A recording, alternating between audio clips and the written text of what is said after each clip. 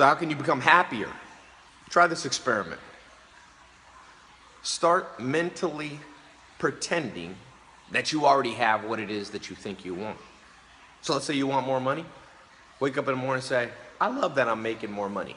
Now, don't confuse this for just visualization with no action. Because after that, once you start creating that emotion that I already have what I want, then you go out and are fueled by that to just go out and act.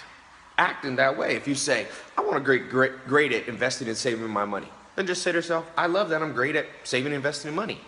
And when it comes time to spend all your money or put a little in the savings account, your mind will be expecting that you're a great saver and a great investor. This goes beyond visualization. This is visualization in action. Positive thinking with action attached to it. You need both. And you can do this for every area, including happiness. I was thinking a little bit about what I said earlier on how to be happier. One of the things that I realized is, happiness is an outgrowth of multiple factors. A lot of people like to oversimplify happiness.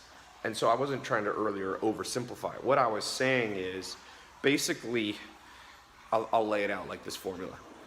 To be happy is very similar to creating a good bowl of soup.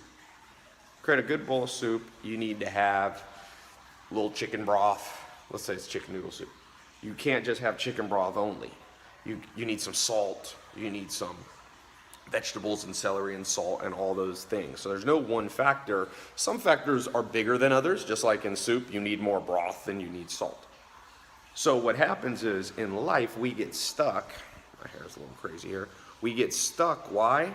Well, because we are where we are now, and it's hard to conjure up the faith to get where we want to be. So what I was saying about earlier about visualization, the reason visualization is important, even though it's not the only thing you need, because you got to take action, is that visualization bridges the gap. So as I was illustrating earlier, if you're horrible at saving money, right, you suck at it. So you always pretty much spend or get into debt. Well, so that's where you're here. To be happier, one of the ingredients in the soup of happiness is financial security. You don't have to be a millionaire or a billionaire, but it's been proven over and over. Daniel Kahneman won a Nobel Prize as an economist. I think he's at Princeton.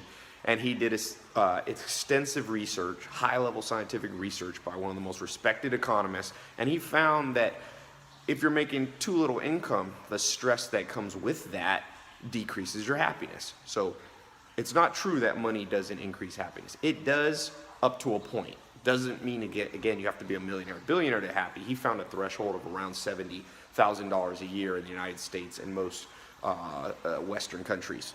So you're here, let's say, for example, you suck at saving money. One of the things to be happier, that's what I'm talking about now, you got to jump over to here where you're better. So how do you bridge that gap? That takes faith. And faith is hard. That's why very few people have it. And I'm not talking about faith in the religious sense. I'm talking about the belief that you can jump from there to there, because every one of us, myself included, we get stuck. And when you're stuck, the longer you get stuck, the more you start to lose hope that you can ever get unstuck. You see that with patterns of addiction and drinking and alcohol. So one of the ways that I use, and I've found it's amazing, it works amazingly well, much better than you think, is to start just acting in your mind like you're already there. And they call it self-talk. You don't you want your friends to think you're crazy. You don't have to literally talk out loud unless you're in the shower. I do a lot in the shower. And then you just start saying to yourself, like, you know what? I use this pattern so you can adopt it and copy it or come up with your own. I just say, I love blank. So I would just say, when I'm over here and I suck at saving money, I just say, I love that I'm good at saving money. I love that I don't always go into debt. I love that my net worth is going up. I love that my bank account is going up. I love that I'm able to resist spending when I know I should save. And I've found you have to start saying this to yourself every day, or at least 4 or 5 times a week, for approximately, it starts to kick in 2 weeks to about 3 months later. And I don't know if that's an exact, there's no science I can prove this, but one thing I've found is that the worse the habit is, sometimes the more you have to do this before it kicks in. So just try it. Like I said, I found it works extremely well. So try it, and leave a comment. If you've ever done it, let me know your results. I'd love to hear that. And like I said, you can use this not just be better with investing. If you're not good at dieting, if you're not fit, that'll affect your happiness. You can use this to start saying, I love that I resist eating, ice cream at midnight. I love that I work out, 4 times a week. Just start saying that. Then, and I'll talk about this in future videos, you got to kick in and do the action. This is just like a jump start. A jump start. So you still got to do the action. You can't just do this, okay? Leave a comment. I hope this daily happiness tip of the day helps you out. And make sure you subscribe to my YouTube. Giving away all kinds of cool stuff. By being a subscriber, you're automatically entered. All right? Talk to you soon.